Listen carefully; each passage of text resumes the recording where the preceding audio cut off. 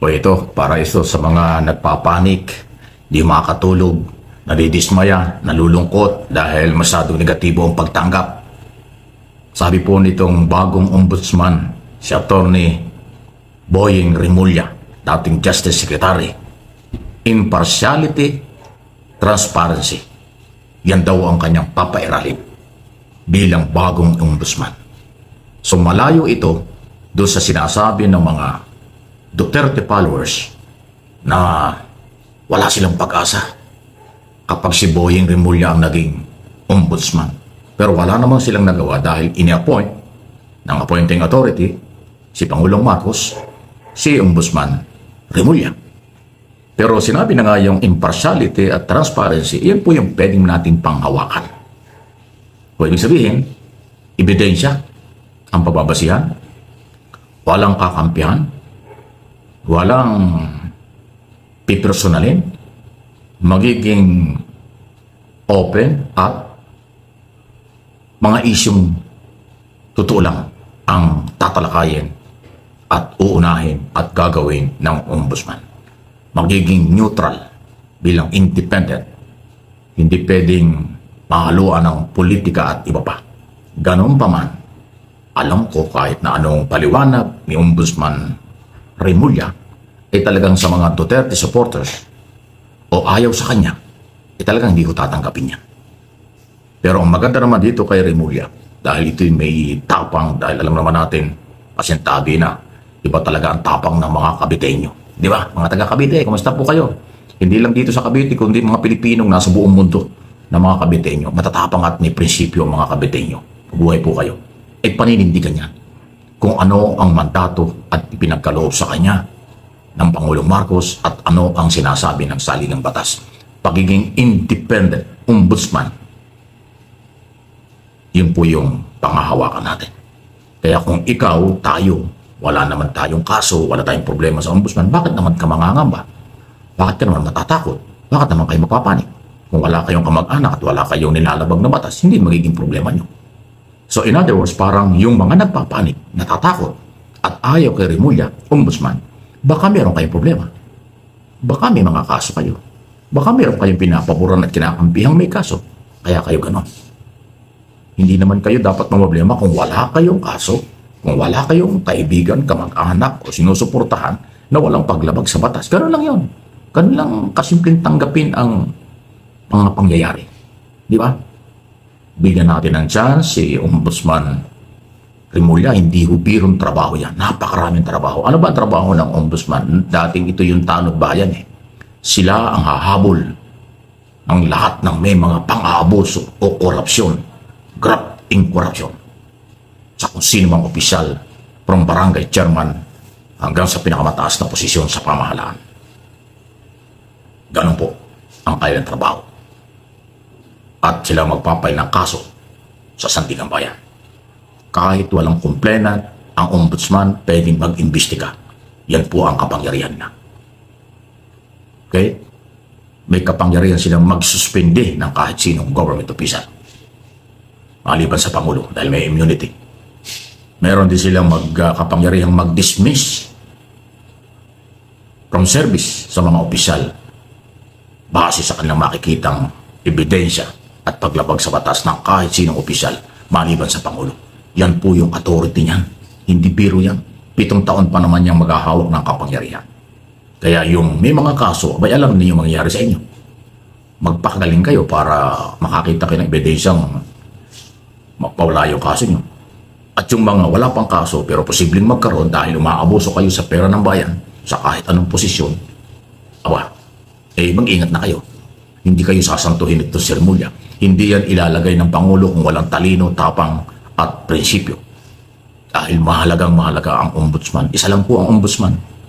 Nga po, nako, isa lang ang ombudsman. Kaya nga po, ito ay ginamit talaga ni Digong para kanyang maging protektor. At tapos na ang pagprotekta dito kay Digong. At itong kanyang pamilya ay talagang kailangang imbestigahan si Digong, si Pulong, si Sara Duterte para po malaman kung talaga pong sila ay may mga ginagawang korupsyon.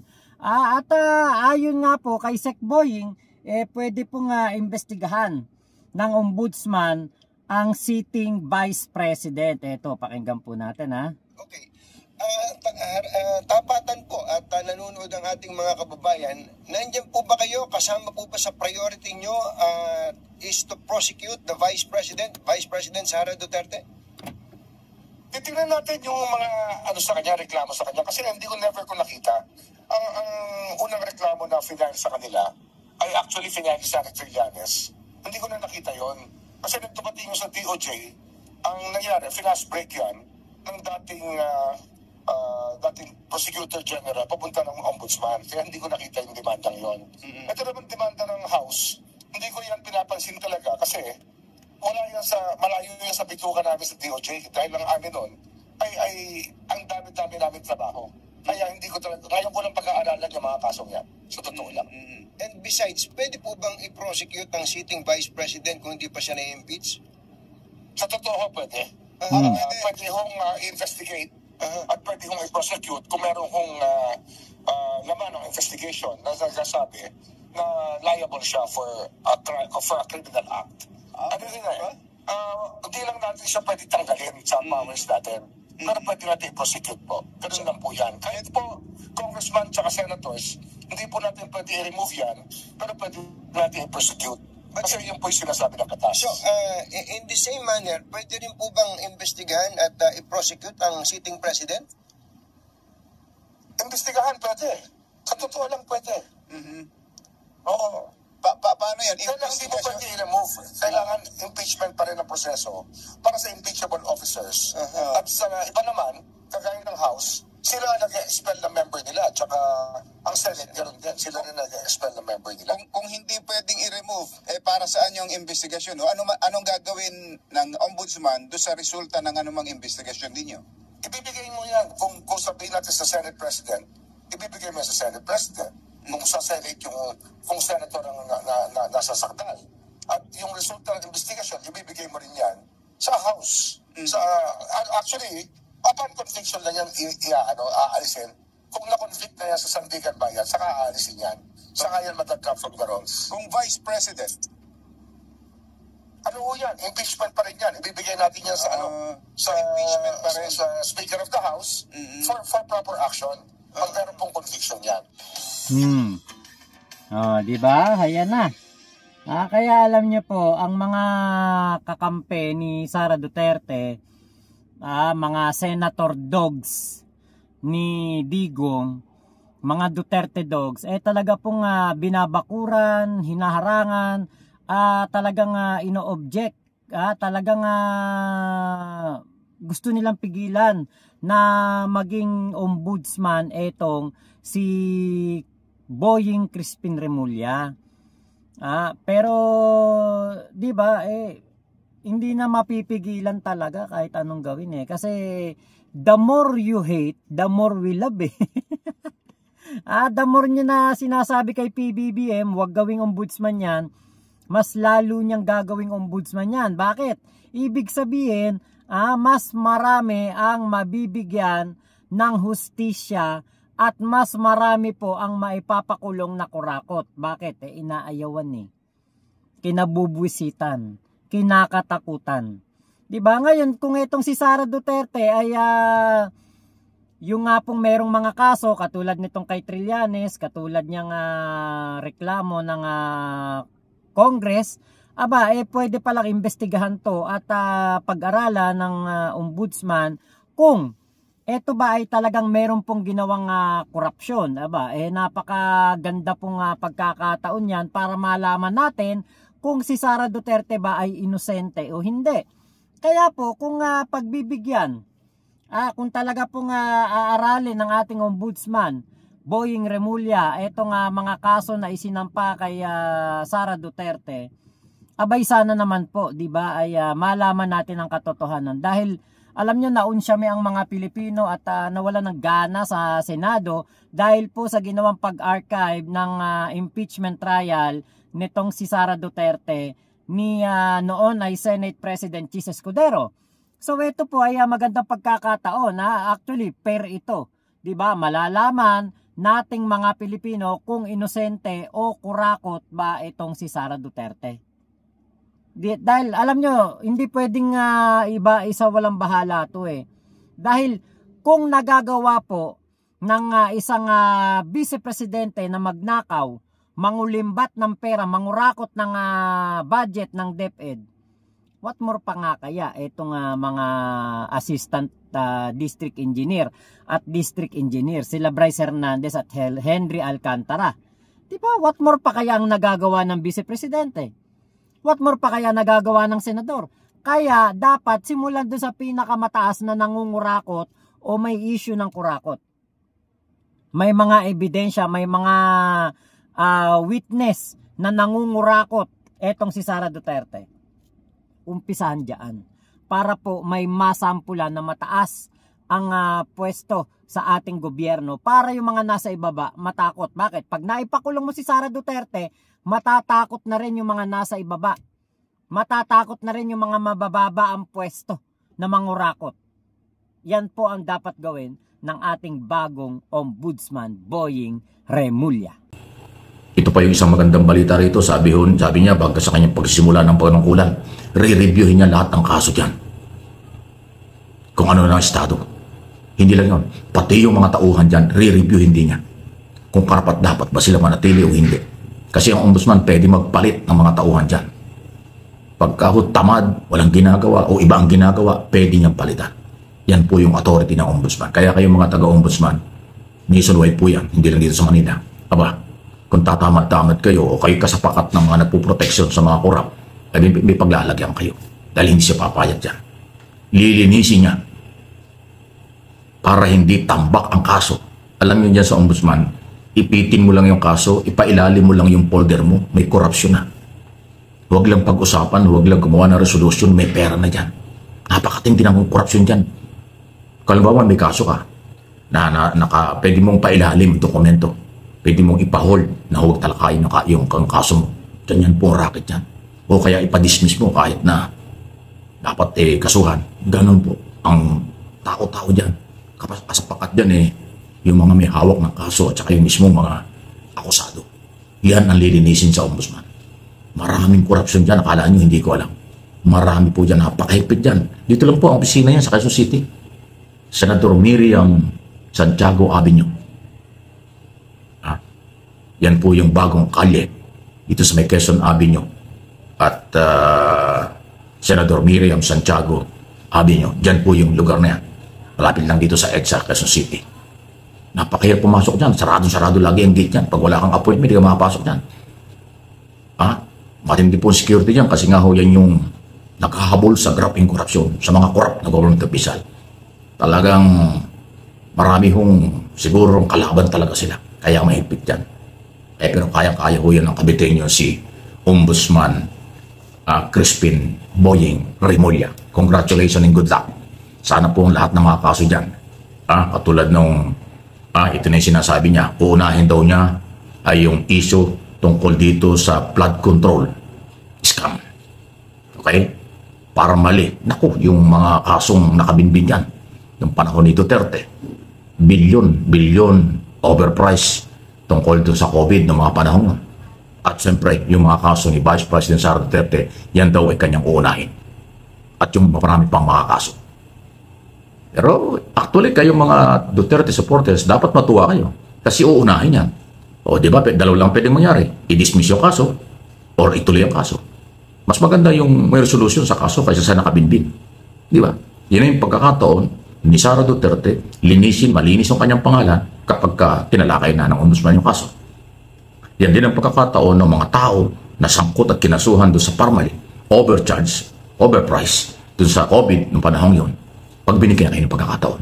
Di ba? Yun. Kaya abangan natin talaga maraming pwedeng mangyari sa Office of the Ombudsman. Ako talaga pong dapat pong aksyonan niyang issue sa DPWH. Alam niyo po, itong korupsyon sa DPWH, kaya po tumapang ang mga nangungurakot diyan, lumakas ang loob nilang magnakaw, At kumbaga parang naging kampante sila na hindi po sila mabubuking, hindi po sila mahuhuli, at hindi po sila mapaparusahan. Dahil nga po noong panahon ni Digong, ano sila dyan kumbaga sitting pretty lang. Nakaw dito, nakaw doon, kurakot dito, kurakot doon, kickback dito, kickback doon, wala pong nagpaparusa. At lahat po ng mga kumbaga nangyayari noon ay puro investigasyon lang, walang recommendation lang na kasuhan. Merong sisibakin, ililipat lang. Kunwari, sinibak sa Bulacan, ililipat sa Cavite. Yung sinibak sa Cavite, ililipat naman ng Batangas, ililipat ng Pampanga, ililipat ng Pangasinan. Ganun lang po ang nangyayari. Wala pong katapusang kurakot. Dahil yung mga kurakot noon, inililipat lang.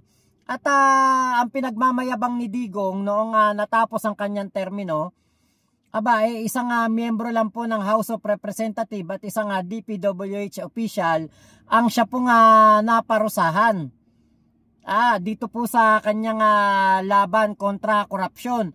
Ito pong TFAC ay tinake over po ang PACC investigation on corruption in public works project where some lawmakers were allegedly involved. As of April 2021, the task force had received 274 complaints, 69 of which were referred to the TFAC members and other agencies, while 2 were referred to the Office of the Ombudsman. At wala pong nangyari. Ito nga, balita patungkol kay Digong Pinaigting na kampanya kontra katiwalian. Ipinag-utos ni Pangulong Rodrigo Duterte ang pag-audit sa mga proyekto ng Department of Public Works and Highways dahilan sa mga umunay ghost projects sa ilang rehiyon. At maliban po sa DPWH, muli ring nagbigay ng mahigpit na babala ang Pangulo sa iba pang ahensya ng gobyerno na may katiwalian pa rin. Ang sentro na balita mula kay Naomi Tiburcio. Muling binalaan ni Pangulong Rodrigo Duterte ang mga opisyal na sangkot sa katiwalian upang magbitiw sa pwesto o humarap sa paglilitis. Sa Talk to the People ng Pangulo kagabi, muli niyang inisa-isa ang mga pangalan ng opisyal mula sa Bureau of Customs na idinismiss ng Office of the Ombudsman sa salang gross neglect of duty, grave misconduct at iba pa. Binasa rin ng Pangulo ang pangalan ng mga empleyado at opisyal mula sa PhilHealth na nasa ilalim ng preventive suspension ng Office of the Ombudsman. Ngunit naging matalim ang babala ng Pangulo nang banggitin ang talamak na ghost projects at mga substandard projects sa ilalim ng sangay ng Department of Public Works and Highways o DPWH, partikular ang mga regional directors. Ang pinakamarami siguro matanggal would be from DPWH. I really intend to clean government. At least kung hindi ko kaya, maminus-minusan ang kurakot sa gobyerno. Muling pinaiimbestigahan ng Pangulo ang mga kaso ng korupsyon sa kagawaran na hanggang ngayon ay hindi pa rin niresolbahan. For the longest time, wala masyadong investigasyon dyan. Pero kayong may kasalanan dyan sa mga ganon, I advise you to resign now. Resign now. Kasi pagdating ng panahon, I will throw the book at you. Even the kitchen sink. Saka makita ninyo, you'll be prosecuted administratively and criminally. At walang patawaran dito. Pinalalahanan ng pulong ehekutibo ang task force na nag-iimbestiga ng korupsyon sa DPWH upang agad natapusin ang mga kaso ng mahatulan ang mga tiwaling opisyala. Samantala, kinilala naman ng Pangulo ang kapulisan at mga sundalo na naging bahagi sa ito nyo, hanggang ganun lang. Yung talagang may naparusahan, wala. Nga. Baka nga mga na-dismiss pa yung mga kinasuhan niyan sa sa ombudsman kasi ang ginagawa ni Digong babanggitin ng pangalan. Ngayon, kapag binanggit pangalan mo, kailangan mong magbigay. Kailangan mong pumunta doon sa kanya o sa kanyang mga tuta para mag-abot ng pera, mag-abot ng lagay.